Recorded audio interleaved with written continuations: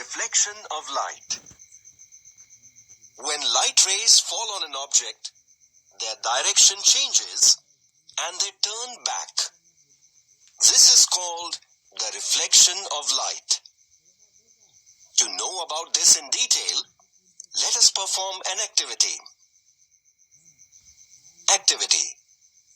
Let us first fit a white paper tightly over a table or a drawing board. Now let us take a comb and stick black paper on the comb in such a way that there is only one opening in the middle through which light can pass. Let us now hold the comb perpendicular to the white paper and throw torchlight on its central portion. Adjust the comb and torch so as to get light rays on the white paper. Now keep a mirror in the path of this ray of light on the other side of the comb. What do we observe? We observe that the ray of light falling on the mirror strikes the mirror, gets reflected, and travels in a different direction. If we change the direction of light ray falling on the mirror, we observe that the ray of light gets reflected in a different direction. After understanding about the concept of reflection of light, let us now proceed to know the terms related to this concept. The rays falling on any surface are called incident rays. The point at which an incident ray falls is called the point of incidence. The rays going away from the surface after reflection are called reflected rays. Let us understand these terms by drawing a ray diagram. Let us draw a horizontal line PQ to show the position of the mirror. Let us now draw a ray striking the mirror at point O. Let us name this ray as AO. This is the incident ray. Similarly, let us now draw a ray of light going away from point O on the mirror surface. Let us name this ray as OB. This is the reflected ray.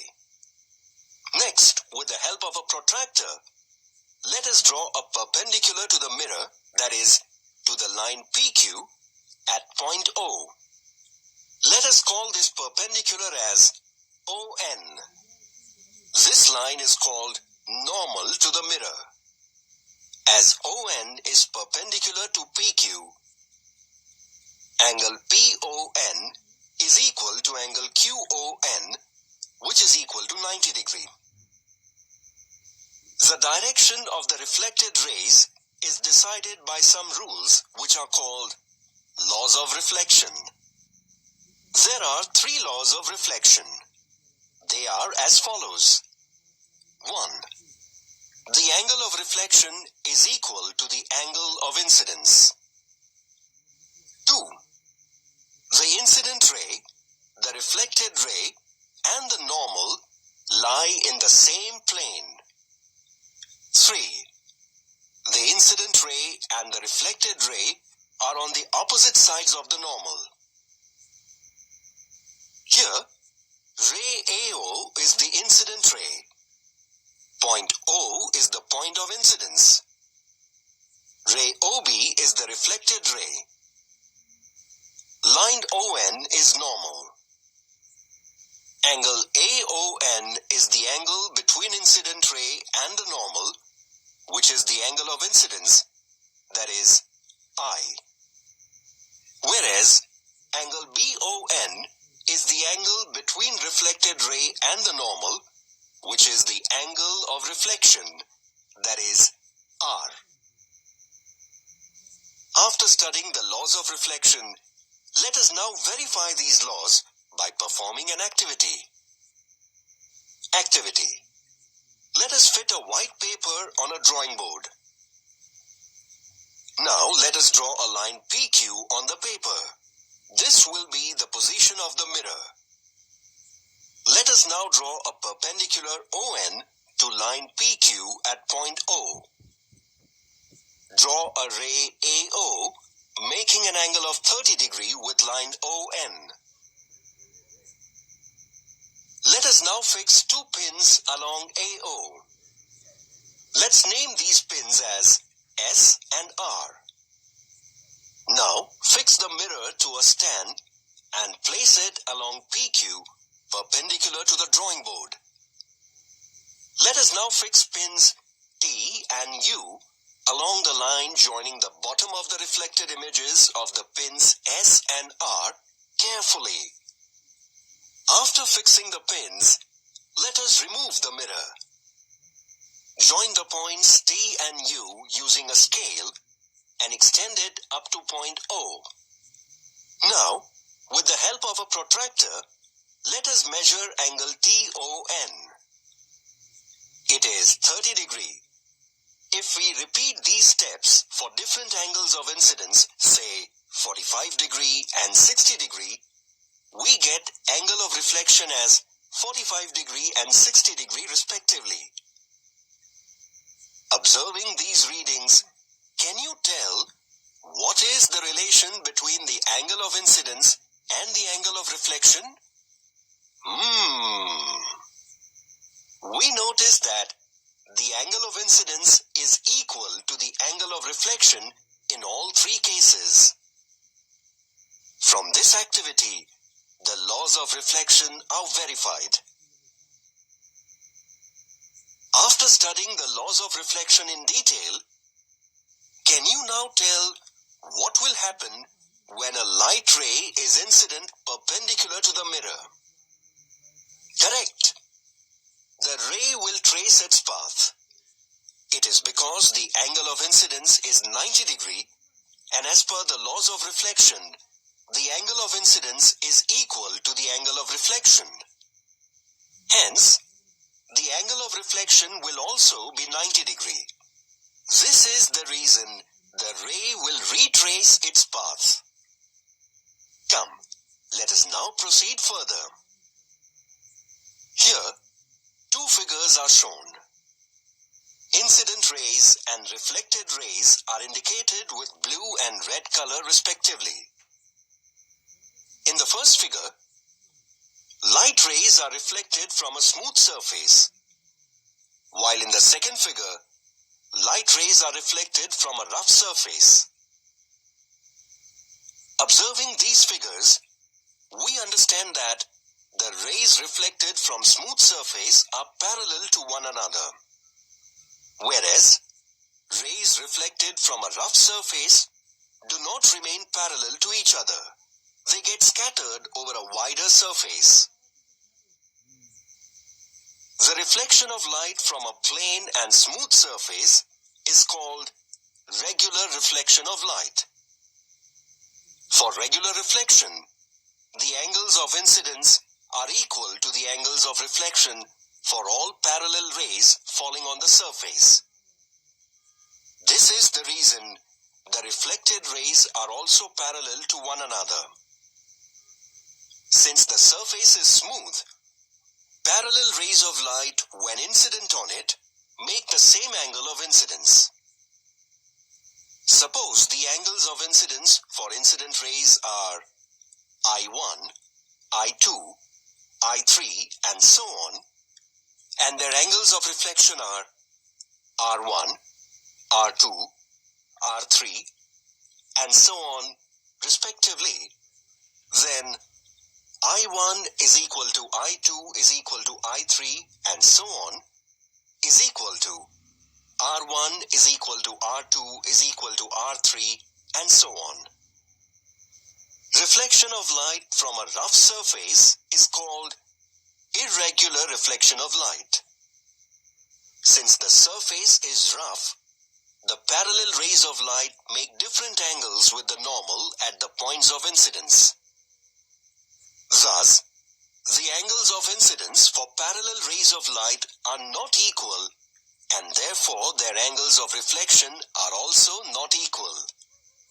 Suppose the angles of incidence for incident rays are I1, I2, I3, and so on, and their angles of reflection are R1, R2, R3, and so on respectively, then I1 is not equal to I2, which is not equal to I3, and I1 is equal to R1, but R1 is not equal to R2 and R3.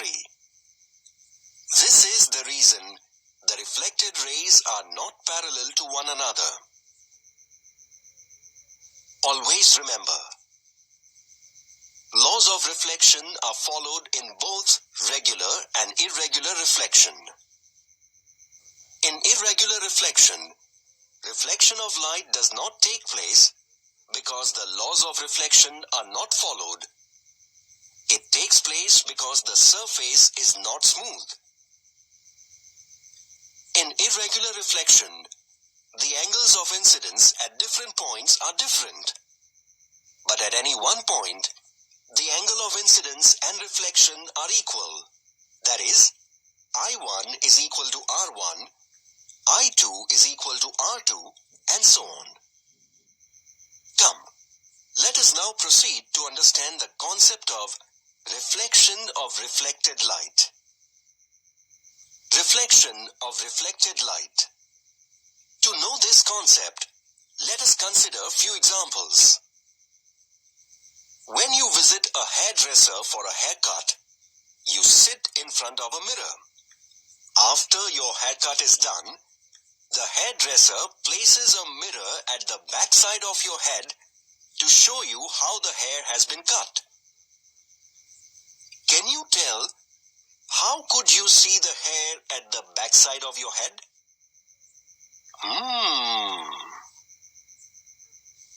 It is possible because the image of the back of your head is formed in the mirror at the back. The image of this image is formed in the mirror in front of you. Thus you can see how the hair at the back side of your head is cut. Thus, light can be reflected several times. Let us consider another example. Have you ever seen the image of the moon in water? How do we see the image of the moon, which is so far from us, in water? We all know that the moon does not have its own light. That is, it is not self-luminous. The moon reflects the sunlight falling on its surface. This reflected light, when falls on the surface of water, gets again reflected by water to give us the image of the moon. This is the way light can be reflected several times. Many devices work on this principle of repeated reflection. Come, let us know about them. You might have played with a kaleidoscope in your childhood. A kaleidoscope is a tube of mirrors containing loose-colored beads, pieces of glass, or other small-colored objects. The viewer looks in from one end and light enters from the other end, reflecting off the mirrors. It is very easy to make a kaleidoscope. Activity. Take 3 identical strips of plain mirrors about 15 centimeters in length. Place them at 60 degrees to each other with their reflecting sides facing inwards, forming a pyramid-like structure. Fix their structure using a transparent tape. Take a cardboard and fold it to form a hollow tube such that the pyramid-like structure fits inside it. Make sure that the cylindrical case is longer than the hollow prism. Use a transparent tape to fix the cardboard such that it forms a cylindrical case. Cover one of its ends with a cardboard disc, having a small hole at its center.